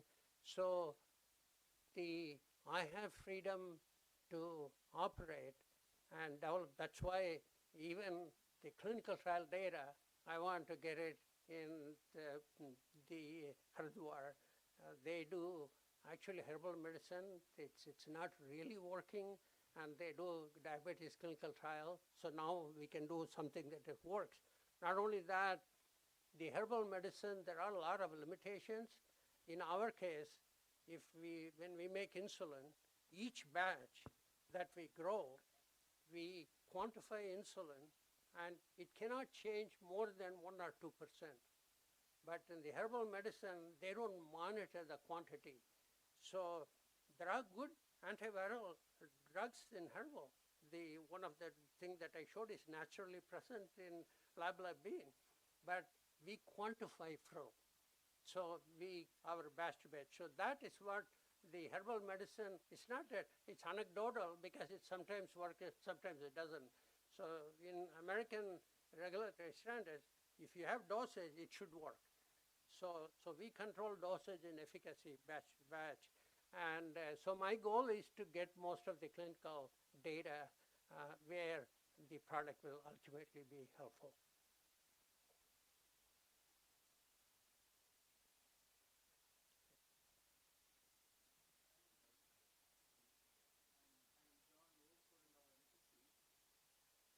I'm an environmental scientist as well as a policy advocate.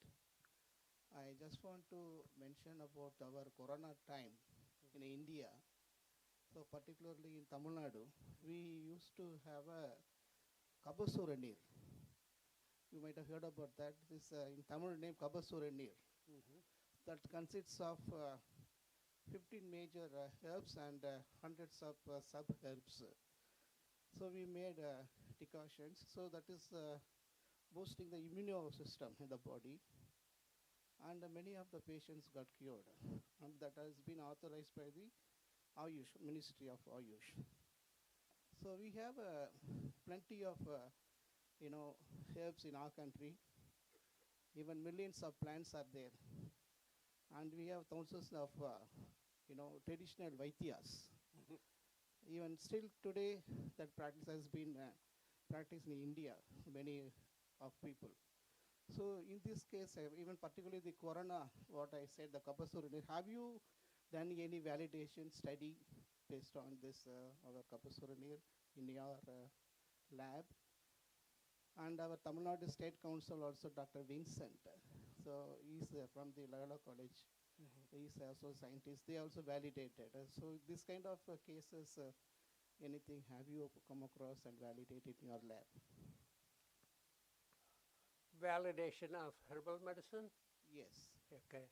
Yeah, I have read many of the scientific publications, right? The rigor on the standard that's set by FDA is the dosage and efficacy of the active ingredient.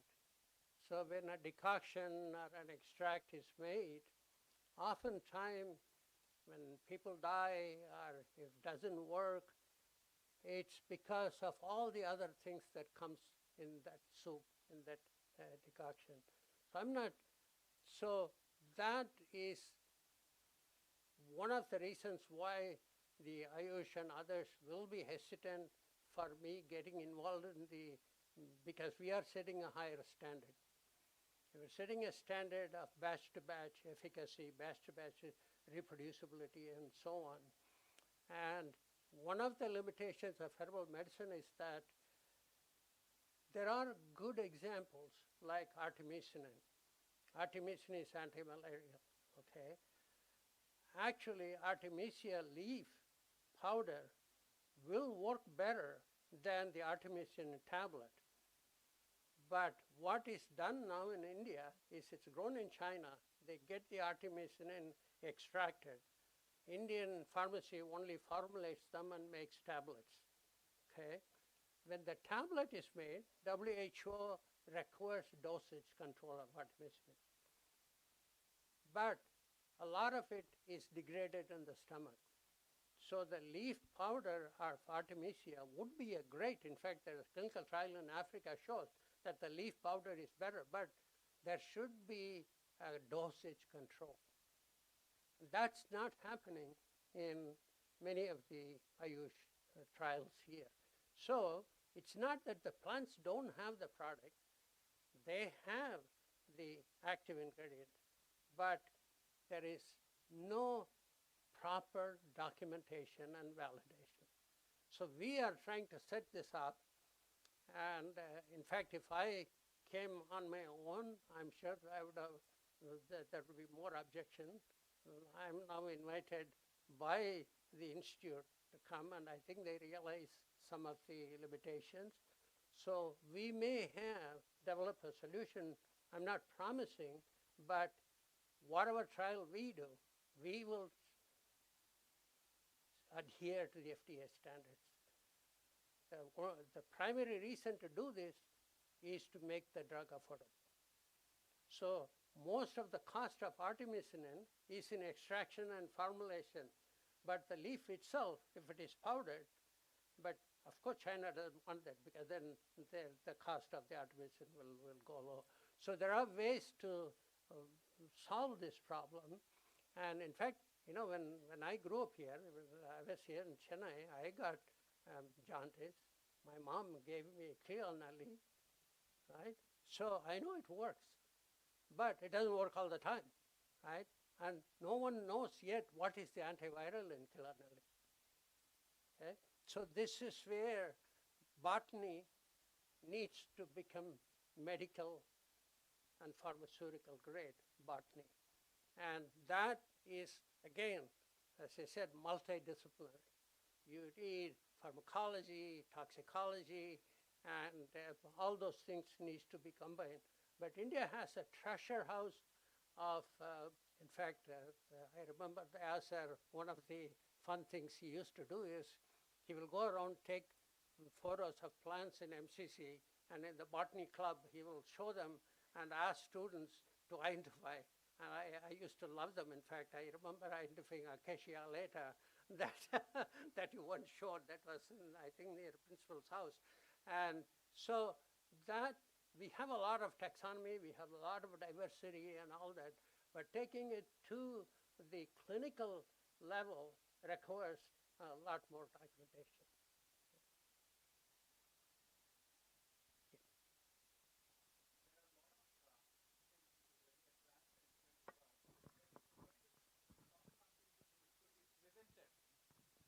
Which could be preventive. That's you're going to take something. So because diabetes, India is leading. But once you're going to let them lead, then try to take control. Is there any mechanism in the herbal or some preventive things which can control or prevent people from going into the diabetic stage? That's a good question. There are two types of diabetes. One is type 1, which is called the autoimmune diabetes, where the body's immune system misunderstands insulin and attacks the pancreatic beta cells from producing insulin. To prevent that from happening, we have made oral insulin, and it teaches the gut immune system not to attack. So prevention of type 1 diabetes before the onset of diabetes, that works before the onset.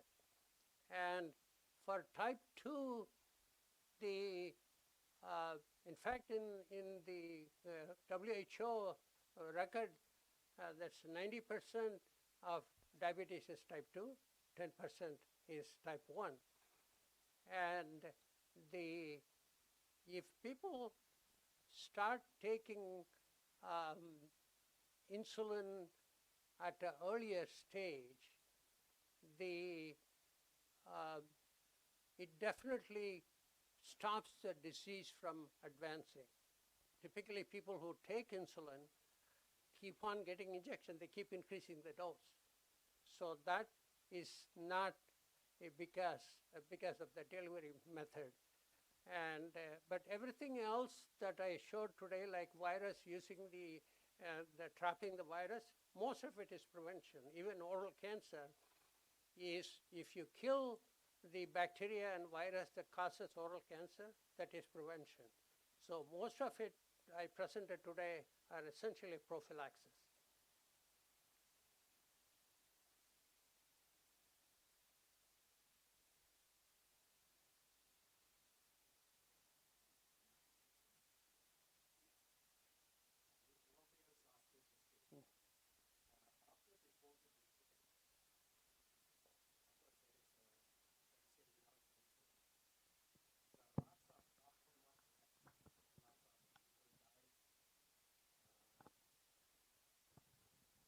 Many incidents of death is not working, or it's not, is internationally everywhere. And after COVID vaccine, this fellow died. This man got this problem like that. Do you have any proof of that because of the COVID vaccine? It could have been prevented, or it is the right dosage given, or it is the right medicine for the COVID. Whether we made a mistake forcing upon the population, and some knowledge you can throw for us, based on your experience. Sure, this is COVID vaccine is a very controversial vaccine in the US as well. In fact, with the new government now, they have removed a lot of requirements to take COVID vaccine. And the part of the problem was that the vaccine was mandated to go to workplace. And this was scientifically illogical because everybody who developed the vaccine knew that it does not prevent reinfection. In fact, in UK, the hospital where we do the challenge studies, they did COVID challenge studies, and they showed that the viral load between vaccinated and unvaccinated was the same. So vaccine doesn't change the viral load. What it does is it develops antibody, and it can control the circulating virus. But it doesn't do anything because you may remember, I think, does India use oral polio vaccine or injectable vaccine? Or, right? So most of the world adopted oral polio vaccine. Because of open source and so on, you get polio reinfection here. When you give a vaccine orally, it produces two types of antibodies. One is circulating antibody called IgG1, and it secretes the antibody called mucosal antibody called IgA. So when you produce IgA, then when more poliovirus enters, it neutralizes on the surface. There is no mucosal vaccine for COVID. So at no time these vaccines could prevent reinfection. And yet, so many people lost their jobs because those who didn't want to take vaccine because they were concerned about the side effects, where they lost their job. Now they all got their job back with the new government. But scientifically, it created a big problem because scientists knew this, but still wouldn't speak about it. And so this was the real problem, not telling the truth, right? But they didn't want to say that because then they couldn't mandate it. But it saved lives. For sure, it saved lives. And the reason for the side effects are because, as I showed, for at least mRNA vaccine, they add lipid nanoparticles, they add adjuvants. So adjuvants and other things that the adjuvant are metals, aluminum. And so some people react to this differently. And so it's not the vaccine itself, but it's the adjuvant in the vaccine. And so they have removed, in fact, they used to use mercury, and then they switched to aluminum. So there's all kinds of things associated with this. And so, yeah, there are a lot of questions about that, but for sure, they needed another method to control the viral load.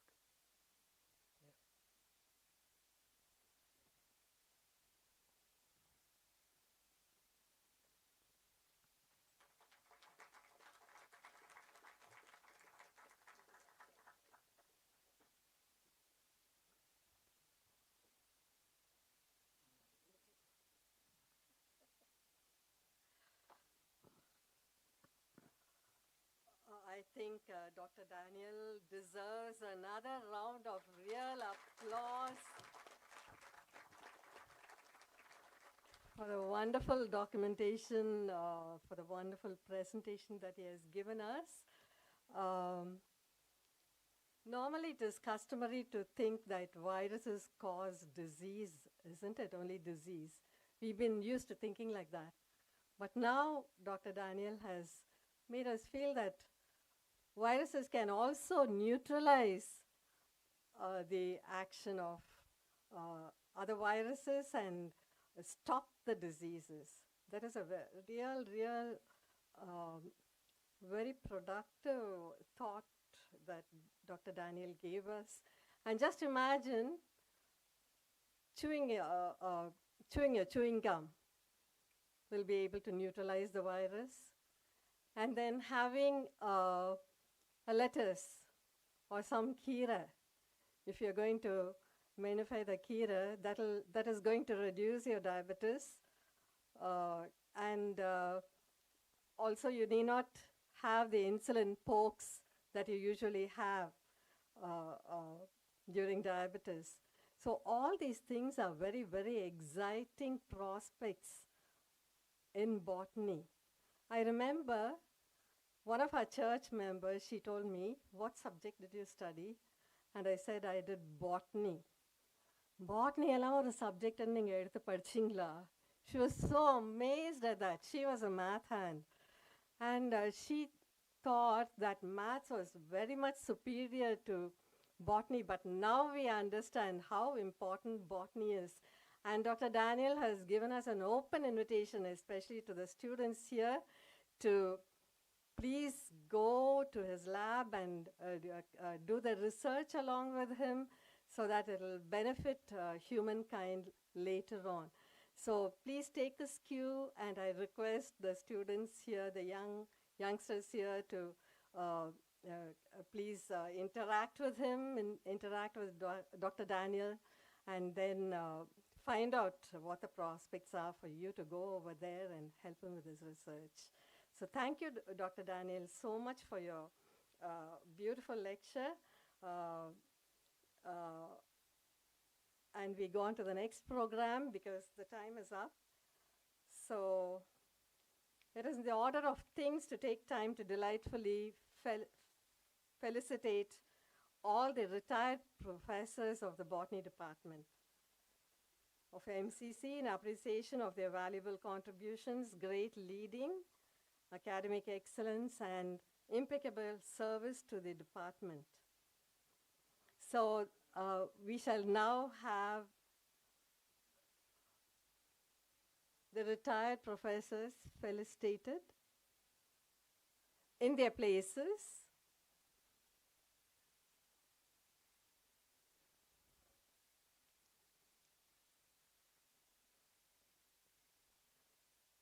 Dr. Ravi Chandran will felicitate Professor Jay Singh, D.P. Jay Singh. Professor Jay Singh is here? He's not able to come. Okay. So Dr. Jay Singh is not there. Dr. Rani Govindarajan, who is the ex-principal, Krompet Vaishnav College. Okay. Will now felicitate Professor Dr. Livingston.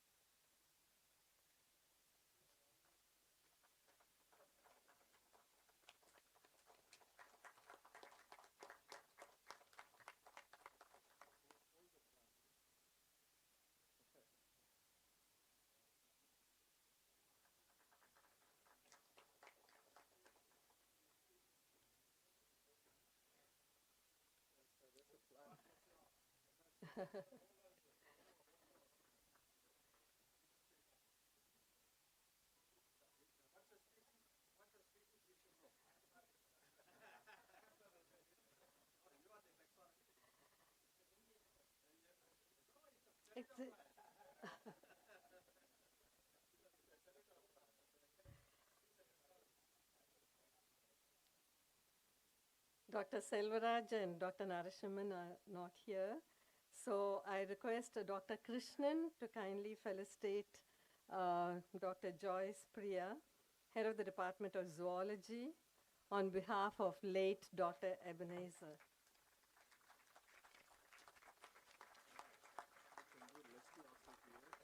Leslie is here.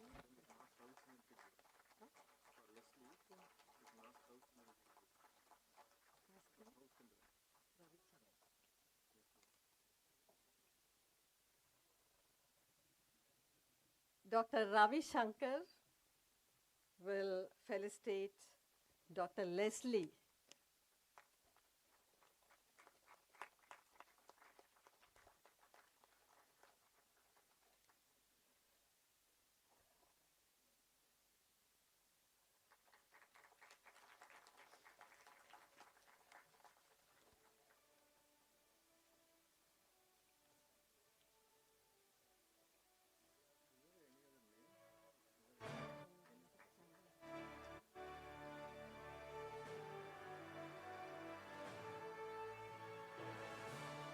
Once again, thanks to the felicitated and the felicitators for their kind gesture. As always, Dr. Daya still has a favor to do for us. I request you, Dr. Daya sir, to kindly honor all the panel members for the afternoon session. This is a good idea, for they would be pleased to be honored by the man of the day. And also you happen to know them well too. You just have to give them a memento and take a photograph with them. Yeah. Request the special guests to kindly be seated in the first 2 rows assigned for them. Justice A.K. Rajan. You're not here. Mr. Krishnadas Gandhi. Not here. Mr. Prince Gajendra Babu.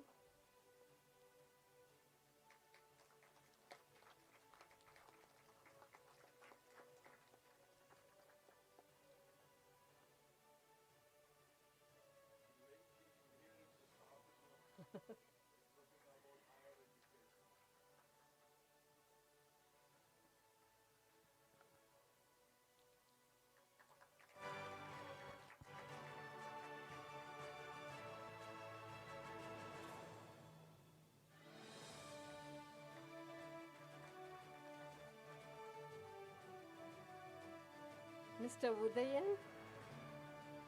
Mr. Udayan, are you here?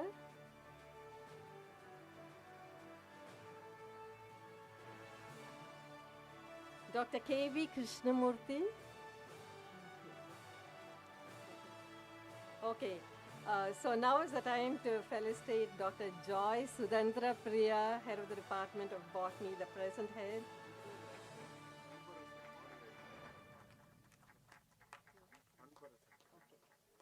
Who will felicitate?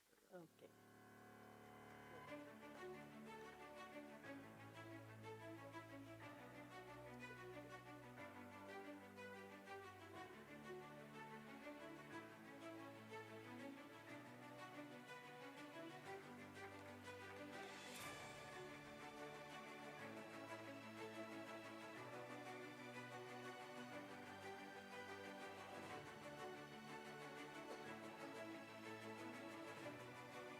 Dr. Anbarasan, please. Okay. Dr. Anbarasan.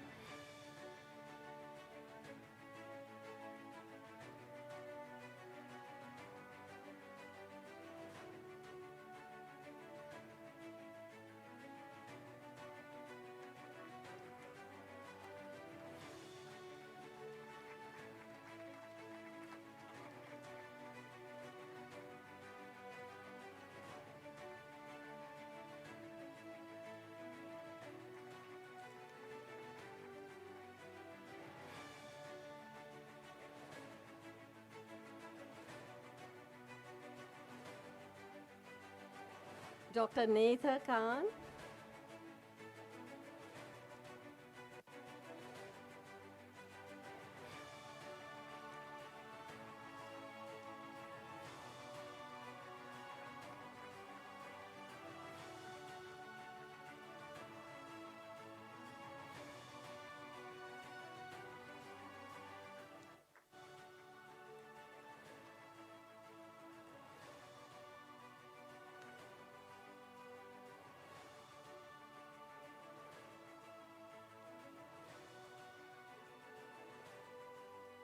And Dr. J. Sudarvidi. Dr. Sudarvidi. Okay, she left. Yeah. Thank you, Dr. Daya, and all the special guests for obliging. Thank you. Yeah, please, 1 second.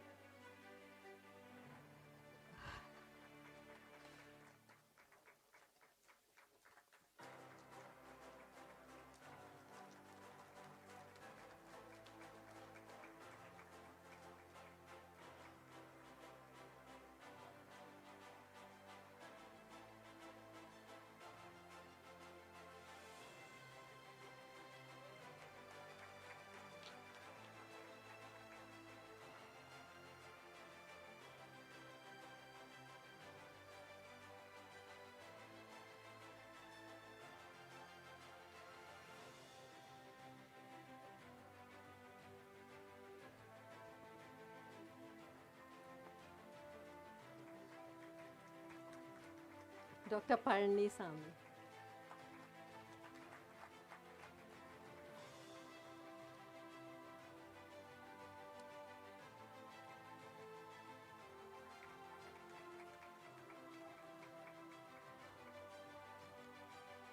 Mr. Mani.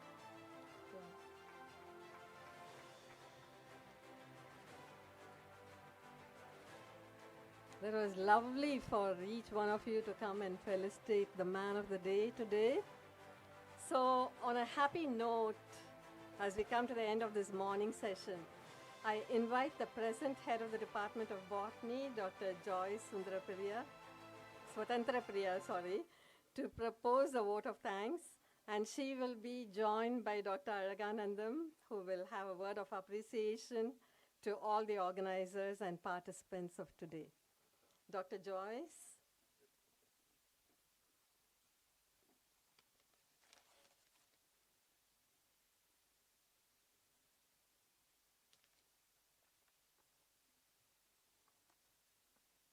Good afternoon, everybody, and thank you, Nirmala ma'am. This is the appropriate moment for the department to reciprocate our gratitude as beneficiaries of this event. As a token of our gratitude and love on behalf of the Department of Botany, we would like to honor the person behind today's event, Dr. Dayanandan, who has influenced his students in many ways in different spheres of life. I would like to welcome Dr. Dayanandan once again.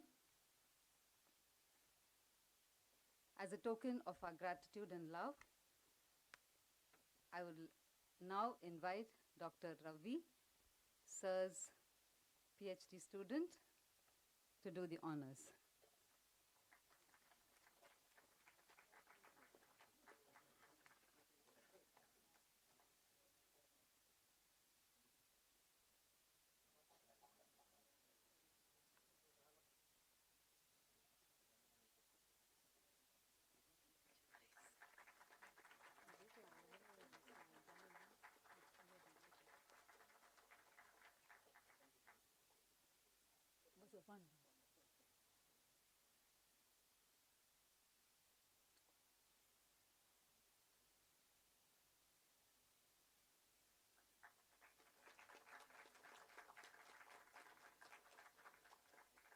Thank you, sir.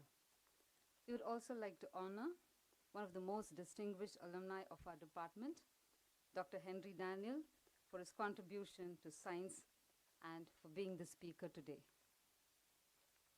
I now request Ravi to do the honors.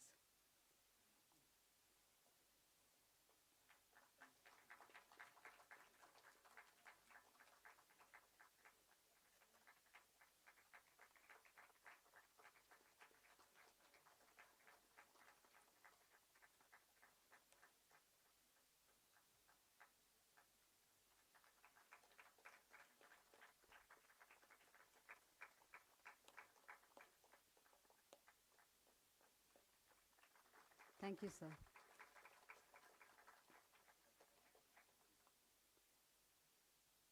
Finally, the great man and another distinguished alumni of our department, Dr. Kasi, who gave us this opportunity and privilege and made the department a part of this event. Dr. Araganandam, please.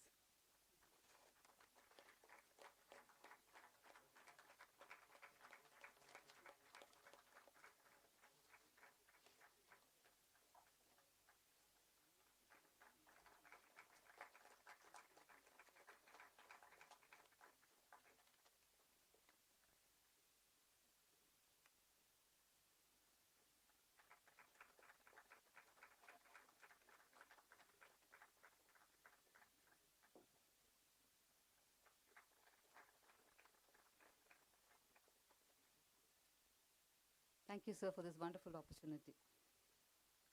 On behalf of the Department of Botany, it is my privilege to propose the vote of thanks on this very special and memorable occasion.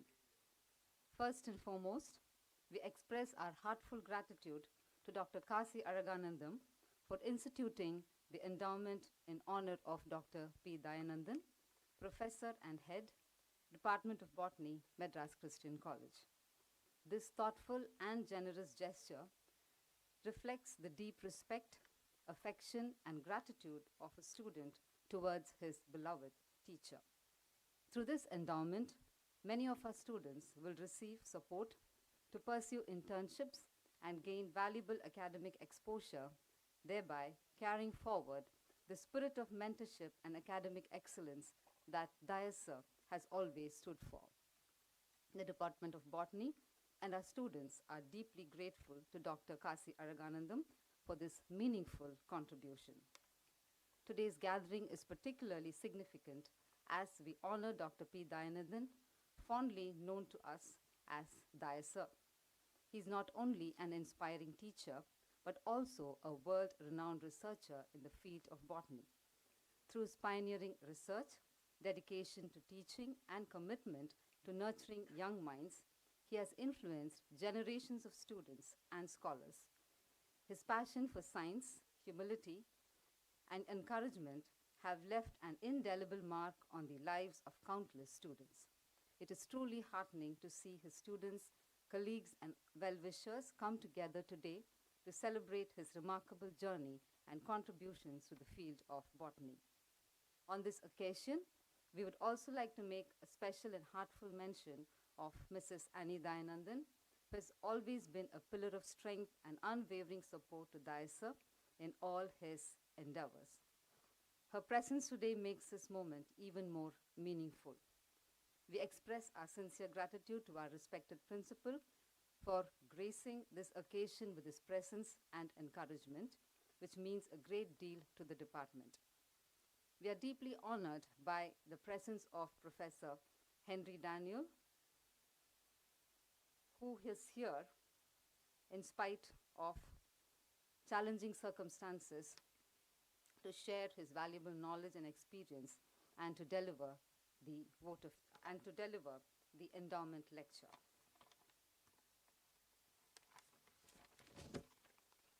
We also extend our sincere thanks to our former principal, Dr. Alexander J. Sudasan, all the alumni and guests who traveled from different places to attend this lecture to make this occasion truly special. Your presence reflects the deep respect and affection that everyone holds for DIASA.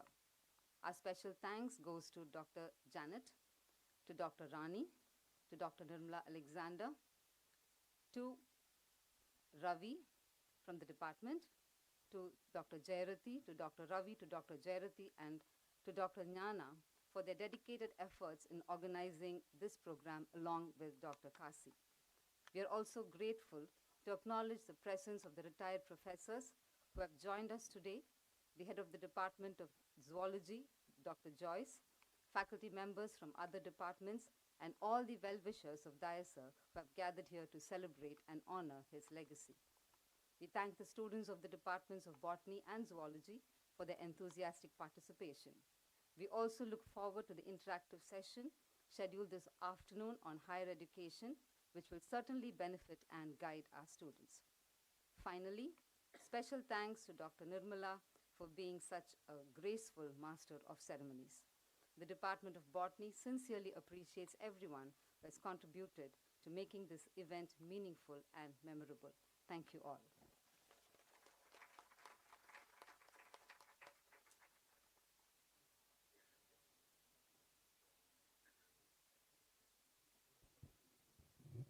So I just take a few minutes to thank the organizers.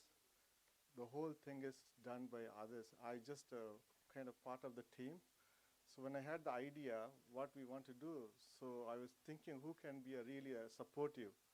As I said, we have a lot of discussion, a lot of ideas, but I was looking for the execution. So Dr. Janet ma'am and also Dr. Rani, they are the one I discussed with them. They said immediately it's a good idea, we should do it. The same day we started working on it. And then all the people followed, helped a lot. So I would like to recognize Dr. Janet ma'am. So, yeah.